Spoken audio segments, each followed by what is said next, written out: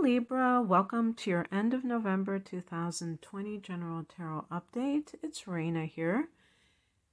And let's see, what can I tell you? Well, we're going to have a new moon on the 15th, and this is going to be at 23 degrees of Libra, of Scorpio, and this will be in your second house of earned income, so that could be some kind of new beginning that has a financial gain or some sort of development.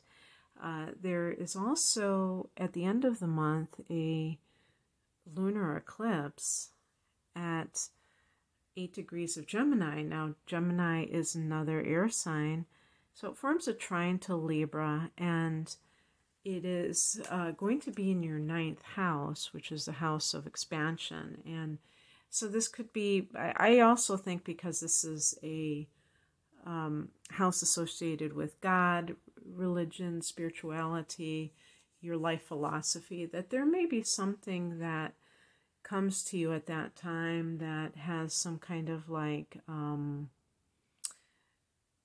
a guidance attached to it, is the best way of putting it, where it can influence your life in the future of like how you want to live life, or even maybe a spiritual experience in some cases, a realization. So, very interesting.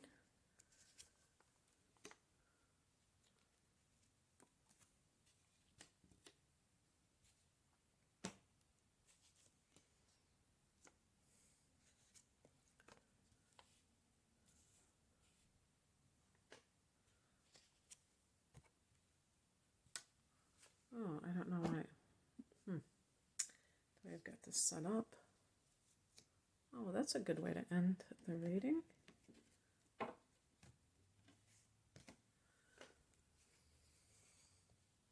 So the focal card, or the heart of the matter, is the Four of Swords, and this is a card of, kind of retreat and rejuvenation, kind of recharging your batteries. This comes up when people have been kind of like burning the candle at both ends, working overtime, or thinking too much, kind of like, this is giving yourself a break and maybe even physical recuperation. However, it's not meant to be some kind of a spa day or anything like that. It's really about taking time away from your regular life in order to kind of reboot. And so to me, there's a kind of a spiritual side to this, even though it's not in a very overt way, but it's very reflective time. And there's an alone solitude.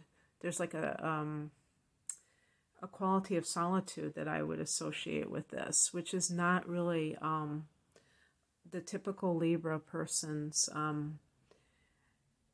mode of being. So this may be a lot different than how you're used to living. And there may be, if you have something very important to decide, or if you feel like you're at a crossroads in your life, then this may simply be a time when you prefer to just be alone with your thoughts. But sometimes there can be a physical side to this. So if somebody has to, rest in what we call R&R, rest and relaxation, or whatever those R's stand for, things like that. But to me, there's a contemplative angle to it. And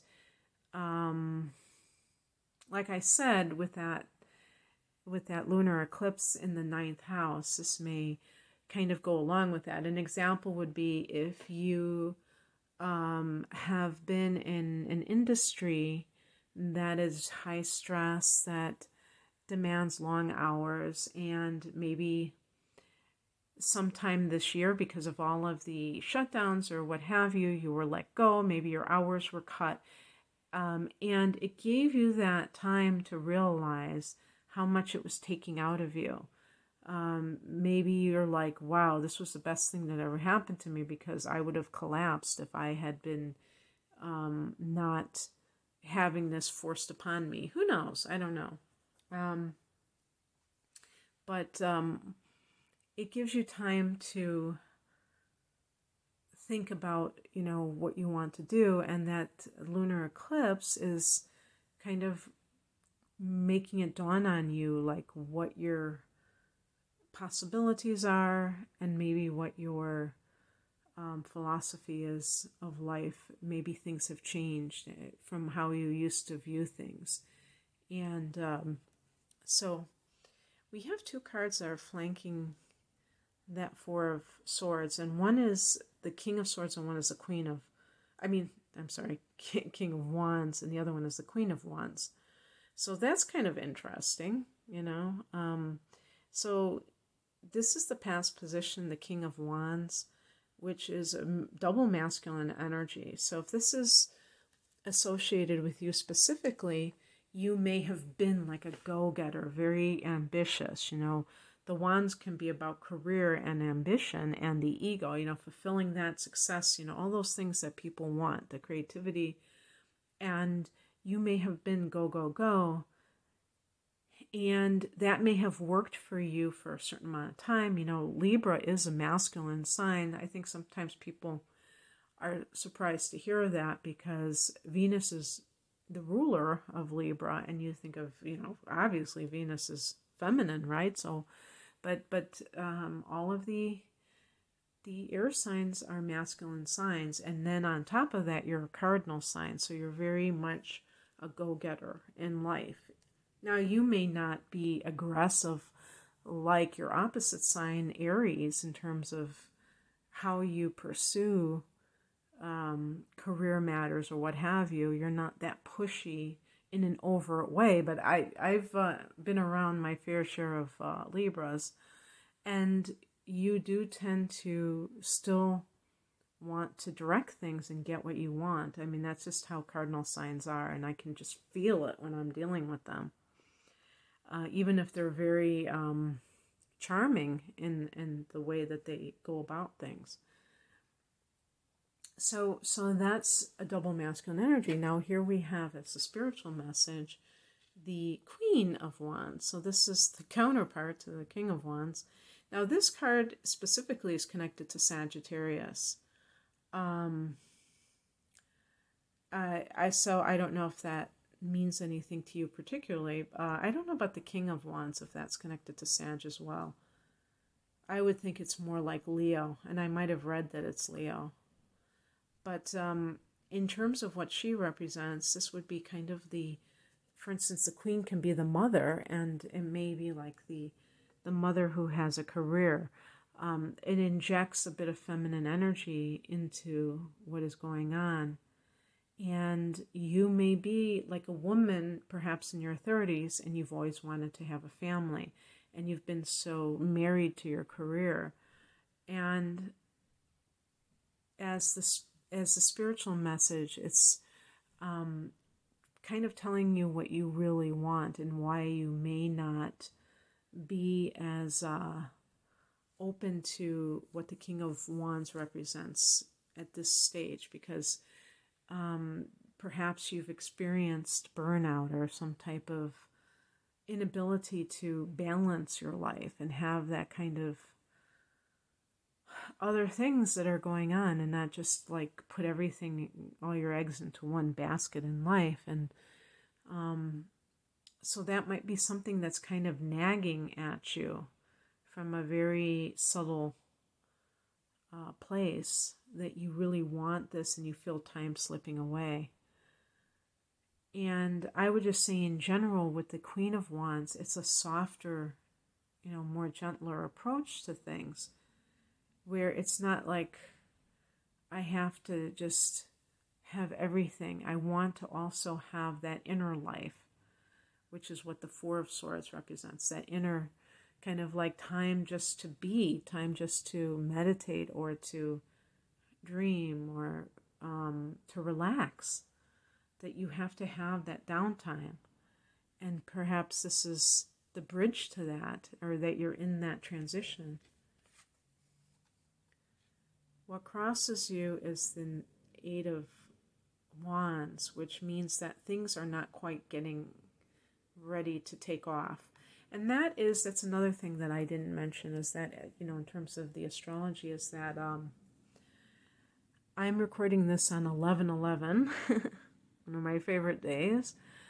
And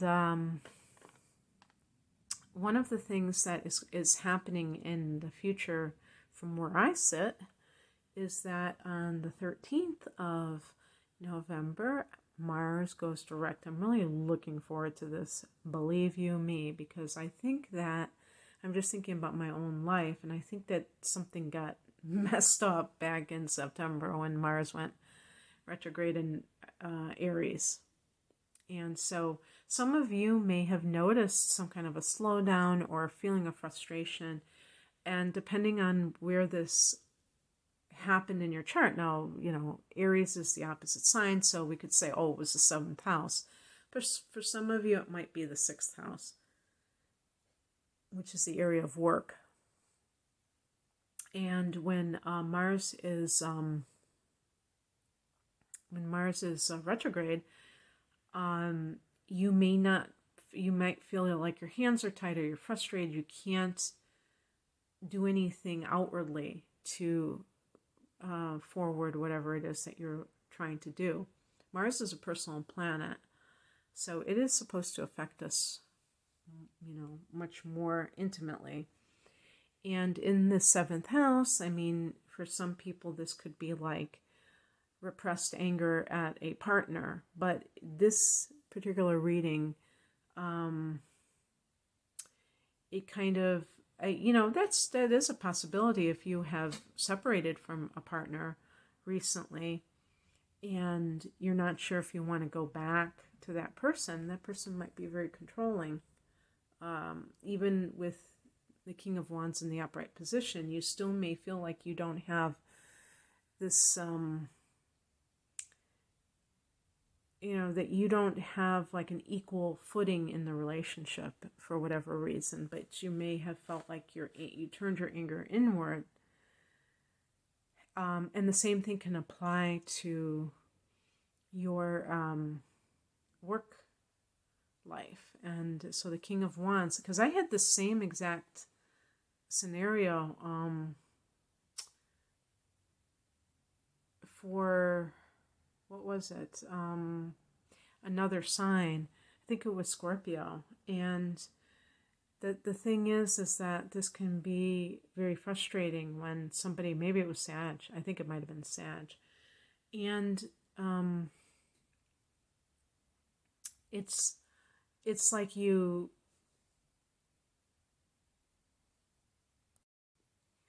maybe you feel like your wishes are being overridden by a boss, even if there's somebody that is not a bad person and you basically get along with. You just don't feel like you have the ability to call your own shots. And typically with cardinal signs like Libra, you tend to be better when you are giving orders rather than taking orders. That's more comfortable for you because you're a natural leader.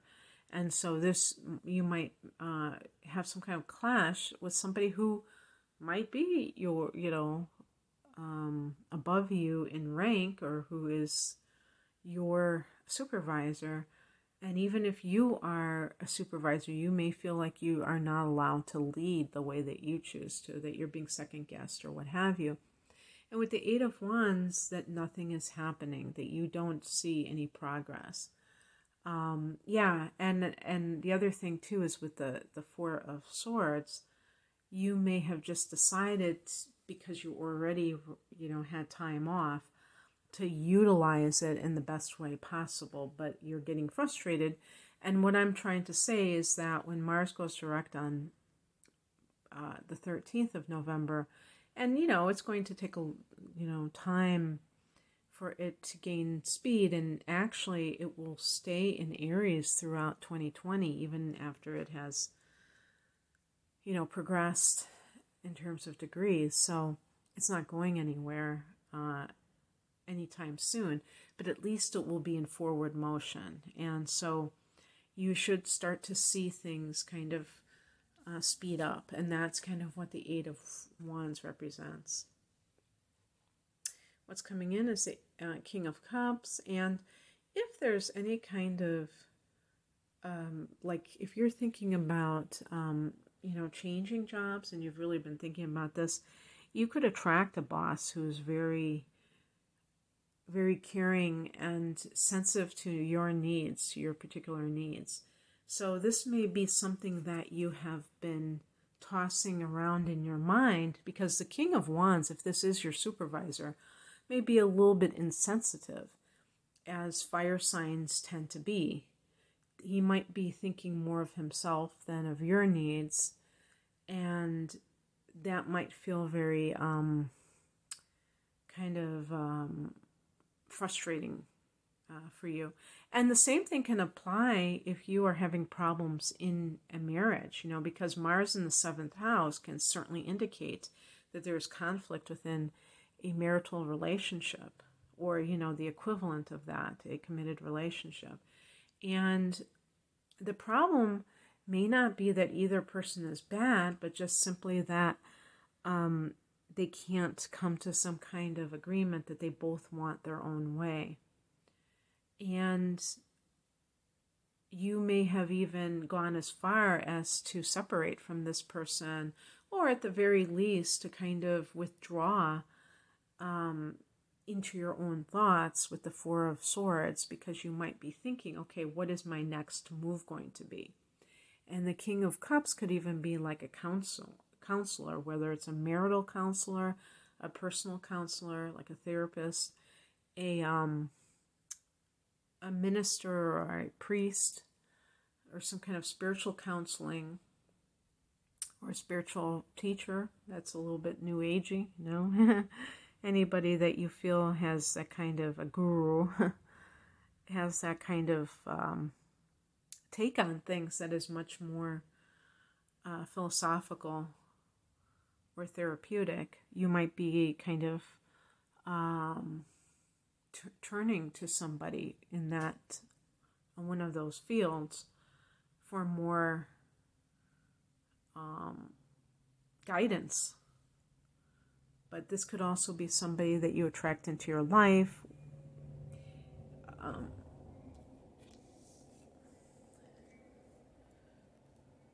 And the outcome is the Nine of Cups, which is the card of wish fulfillment. So if this has been something like an ongoing saga with you that relates to a relationship with somebody that you feel hasn't been very sensitive to you, I was listening to Abraham Hicks, Esther Hicks, the other day, and she was talking about how, when you don't get what you want, that gives you that very strong desire for what you do want.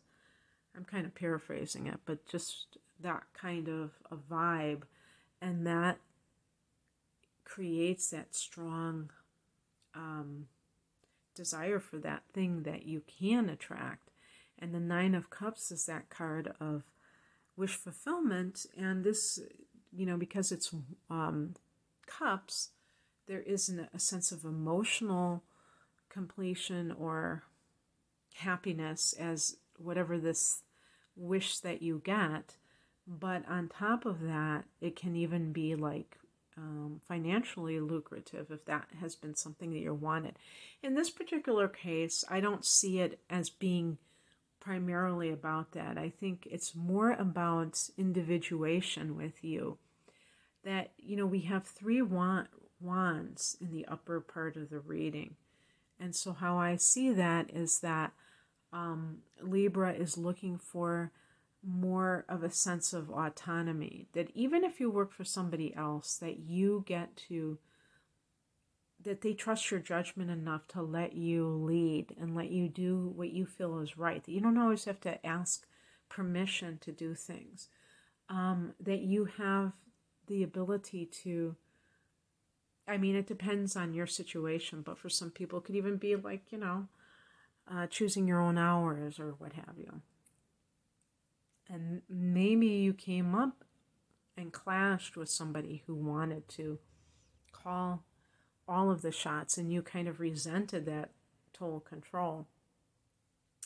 And something comes in, whether it's another person, maybe it's a mediator with the King of Cups who listens to your grievances about what is going on, if this is a business matter, and takes your side and is a great sounding board, but you get your wish fulfilled, whatever it is. So that's what I have for you, Libra. I hope that you enjoyed this. If you would like a private reading, I'm primarily an astrologer. I say that because people who watch the tarot, I think usually also like astrology. I don't know if I'm correct about that. But in case you were wondering, that's what I really do most of. And I would love to work with you. I analyze natal charts. I look at trends that are coming up, so I can look at 2021 for you. And I do tarot readings too for personal readings. Please check me out. I have a special, and it's really a special. I have all my readings on sale now. So please check out what I have. But I have the whole enchilada, which is our 2 full-length readings. And I've even lowered the price for that one, and that was already on sale. So check me out at rainamoonastrology.com. The link is below. Thank you.